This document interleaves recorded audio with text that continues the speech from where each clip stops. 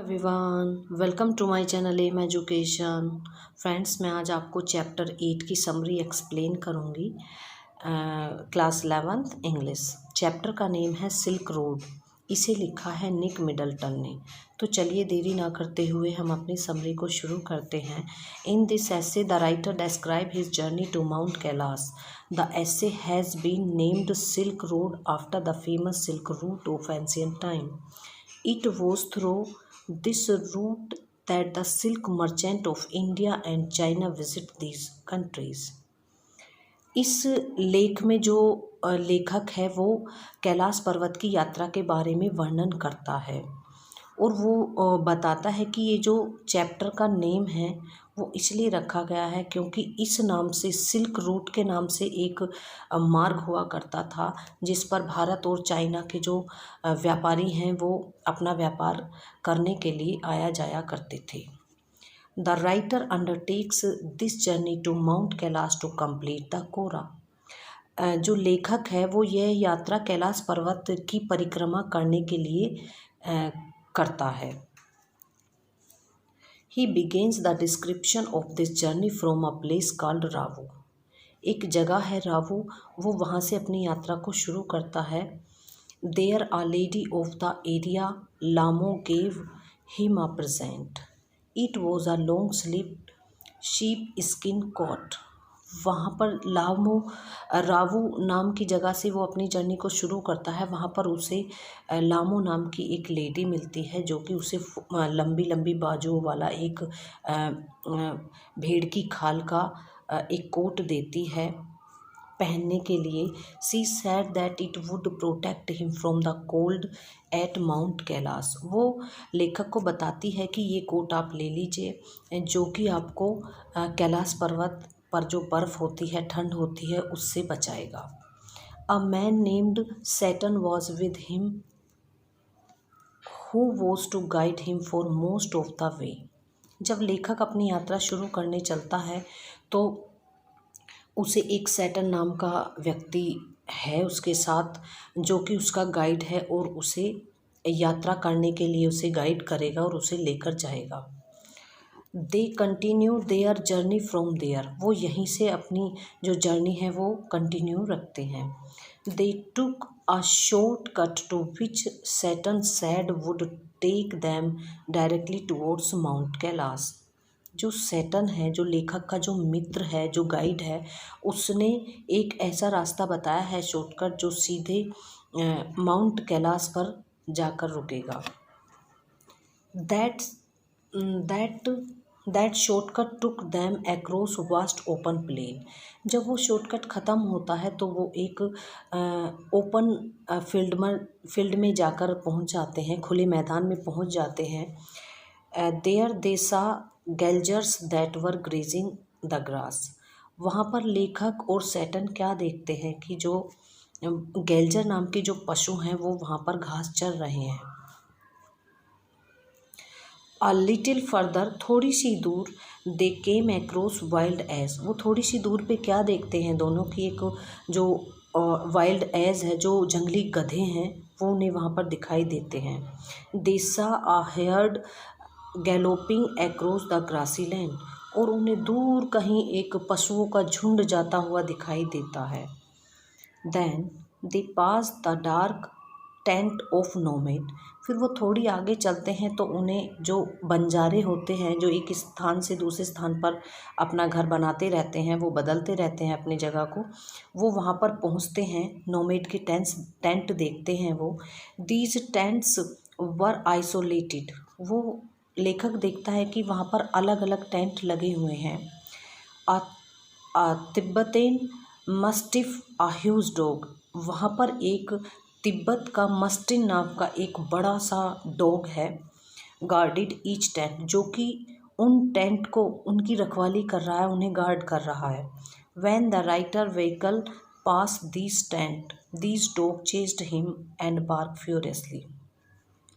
जो मस्टिफ नाम के जो कुत्ते हैं वहाँ पर, जब लेखक का जो व्हीकल है वो वहाँ पर जाता है, टेंट के सामने से गुजरता है, तो जो डॉग हैं वो बहुत क्रोध में आकर बहुत बुरी तरह से उनके पीछे पड़ जाते हैं और वो भौंकने लगते हैं।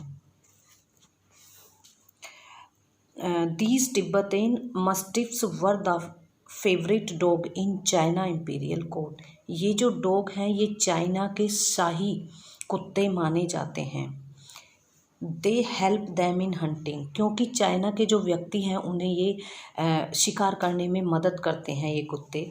They were sent to China as the tribute from Tibet. ये जो कुत्ते हैं मस्टिफ नाम के, ये चाइना में तिब्बत से आए हैं जो कि उपहार के रूप में भेजे गए हैं। After some time the open land was left behind and hilly area started. थोड़ी देर के बाद जो मैदान होता है वो पीछे जा चुका होता है और वो आगे क्या देखते हैं कि जो पहाड़ियाँ हैं वो उन्हें नज़र आने लगती हैं, पहाड़ियाँ शुरू हो जाती हैं।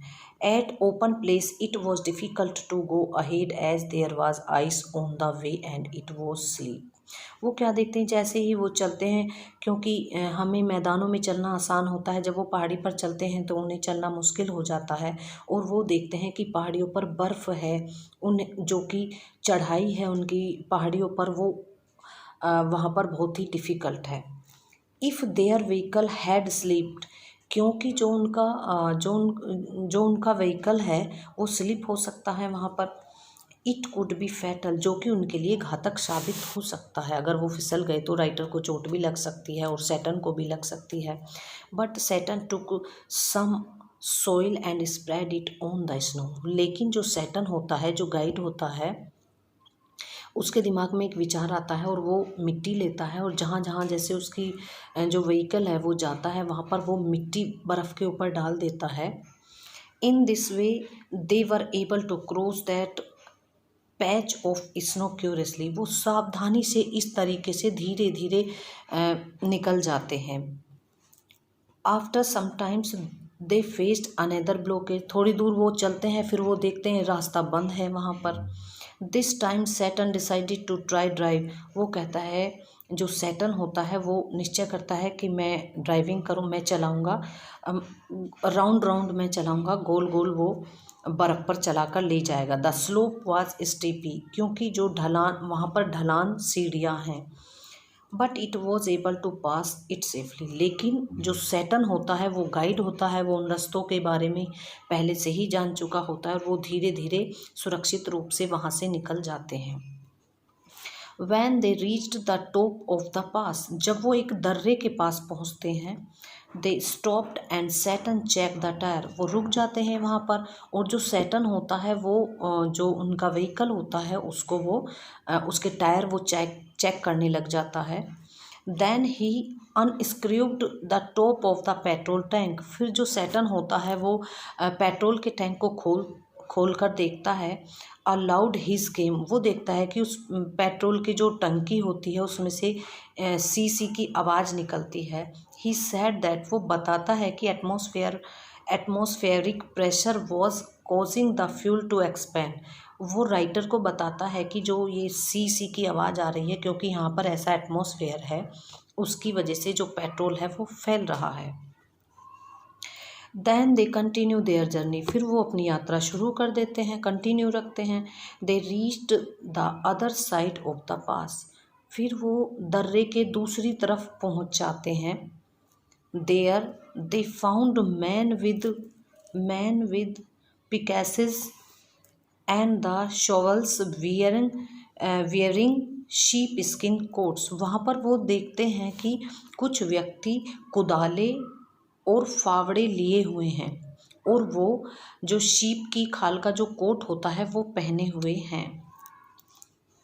They were also wearing sunglasses to protect them from the glare. वो सनग्लासेस भी पहने हुए होते हैं ताकि वो धूप से बच सके। बाय द आफ्टरनून, दोपहर के बाद, the writer reached the small town of होर। दोपहर के बाद जो लेखक है वो होर नाम की एक जगह पर पहुंच जाता है। It was on the main east west highway that follow the old trade route from Lhasa to Kashmir. वो एक हाईवे पर पहुंच जाते हैं जो कि ईस्ट और वेस्ट का मेन हाईवे है। That follow the old trade, जहाँ पर जो कि लहासा से कश्मीर तक जाता है, और वो एक व्यापार का एक रूट था। The writer's friend bade him farewell at this plate. उस जगह पर लहासा पहुंचने के बाद जो राइटर है, राइटर का जो मित्र है सैटन, वो उससे अलविदा करता है और उसे वहाँ पर छोड़कर वो चला जाता है। The writer says that, writer कहता है, he is a grim miserable place. वहाँ पर जब वो राइटर वहाँ पर रुकता है, वो देखता है कि वो जो प्लेस वो देखता है वो अंधकार में और गंदा वहाँ पर उसे दिखाई देता है। दयनीय स्थिति होती है उसकी। देयर इज़ नो वेजिटेशन, क्योंकि वहाँ पर कोई भी वनस्पति नहीं उगी हुई है। जस्ट डस्ट एंड रॉक, वहाँ पर केवल धूल और पत्थर दिखाई देते हैं उसे। There were heap of rubbish, वहाँ पर कूड़े के ढेर हैं। His experience in Hor was in a stark contrast to the earlier account of this place. लेकिन राइटर को जब वो यात्रा करने के लिए आया नहीं था, उसे पहले बताया गया था कि यहाँ पर बहुत सुंदर प्लेस था, लेकिन जब राइटर वहाँ पर पहुँचता है तो वो ऐसा कुछ नहीं देता वहाँ पर, बल्कि गंदगी देखता है, कूड़े के ढेर देखता है। वो बताता है writer, Ekai Kawaguchi, a Japanese monk who had come here in 1900। वो बताता है कि कावागुची एक जापान का एक व्यक्ति था, एक ट्रैवलर था, एक भिक्षुक था जो कि 1900 में वहाँ पर आया था। was so moved by the sanctity of the lake that he burst into tear। उसने बताया था लेखक को कि मैं जब उस स्थान पर गया तो उसकी पवित्रता को देखकर मेरी आंखों में आंसू आ गए थे। वहाँ पर बहुत सुंदर स्थान उसने देखा था। 2 years later, फिर लेखक बताता है कि 2 साल बाद फिर Sven Hedin a traveller from Sweden came here. Kawaguchi के बाद 2 साल के बाद एक और वहाँ पर यात्री आया था जो कि स्वीडन से आया था, जिसका नाम सेवन हेडिन था।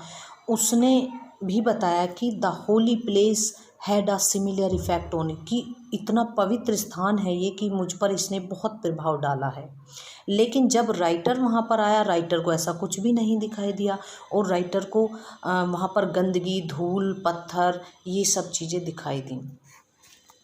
He was also deeply moved by the holy atmosphere of the place। उसे बताया गया था कि जो दोनों राइटर आए थे जिनसे उसने इन्फॉर्मेशन ली थी, उन्होंने बताया कि वो स्थान बहुत पवित्र था, वो दोनों उससे बहुत प्रभावित हुए थे। But the writer found nothing remarkable here, लेकिन राइटर ने ऐसा कुछ भी वहाँ पर रिमार्केबल नहीं पाया जो कि याद करने योग्य हो। ऑन द अदर हैंड, जबकि दूसरी तरफ, ही फाउंड, उसने पाया, that the place was dirty, बल्कि उसने पाया कि जो स्थान है वो बहुत डर्टी है। होर is on the shore of lake Mansarovar. होर नाम की एक जगह है जो कि मानसरोवर झील के पास है, झील के किनारे पर है। Ancient Hindu and Buddhist literature describe this lake as the source of 4 great Indian sea river. प्राचीन समय में हिंदू और जो बौद्ध साहित्य में उनका वर्णन किया गया है, उनमें बताया गया है कि जो पवित्र नदियाँ थी वो कभी यहाँ पर फ्लो हुआ करती थी, जैसे कि इंडस, सिंधु नदी, गंगा और सतलुज और ब्रह्मपुत्र नदी यहाँ से फ्लो हुआ करती थी। Actually only the Sutlej flow from the lake, लेकिन वास्तव में जो लेखक है वो बताता है कि ब्रह्मपुत्र नदी ही यहाँ पर अब फ्लो होती है। The other river flow from the flank of mount Kailash, जबकि जो दूसरी नदियाँ थी, सिंधु, गंगा और ये जो नदियाँ थी वो कैलाश पर्वत की पहाड़ियों से निकलती हैं। तब द राइटर रीच्ड दार्चेन, तब राइटर चलता रहता है और वो दार्चेन पहुंच जाता है। हेयर ही सफ़र्ड अ सिवर कोल्ड, वहाँ पर वो देखता है कि इतनी ठंड है कि वो उसे सांस लेने में दिक्कत हो रही है। One of his nostril was blocked, उसका जो एक नथुना है वो ब्लॉक्ड हो चुका है, वो बंद हो गया है ठंड की वजह से।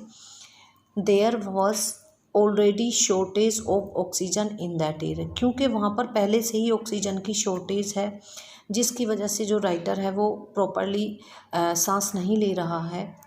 विद वन नोस्ट्रिल ब्लॉक्ड, क्योंकि उसका एक नोस्ट्रिल पहले ही ब्लॉक हो गया है। He would have trouble in breathing, उसे सांस लेने में दिक्कत हो रही है। He was tired and fail asleep, वो बहुत थक जाता है और वो सो जाता है, उसको नींद आ जाती है। But he woke up as his chest fell heavy, लेकिन वो एकदम उठ जाता है। वो देखता है कि जब वो सोता है तो उसे उसकी जो चेस्ट है, उसकी जो छाती है, उसे सांस लेने में बहुत दिक्कत हो रही है। राइटर एकदम से उठ जाता है। वैन ही सेट अप, जब वो बैठता है, ही फेल्ट रिलीफ, तो उसे थोड़ा आराम महसूस होता है। बट वैन ही ले बैक, लेकिन जैसे ही वो दोबारा लेटता है, द सेम कंडीशन रिटर्न, तो उसे फिर सांस लेने में तकलीफ़ होती है। He felt that if he slept he would never wake up again, writer सोचता है कि यदि मैं सो गया तो मैं शायद दोबारा कभी ना उठूं, क्योंकि वहाँ पर एटमॉस्फेयर ऐसा था, बहुत ज़्यादा सर्दी थी और राइटर की जो एक नथुना था वो ब्लॉक हो चुका था, उसमें सांस नहीं आ रही थी। जब वो लौटता था तो उसे सांस लेने में बहुत दिक्कत होती थी, इसीलिए राइटर ऐसा सोच रहा था। इसीलिए ही स्टे अवेक ऑल नाइट, इसीलिए राइटर पूरी रात जगता रहा।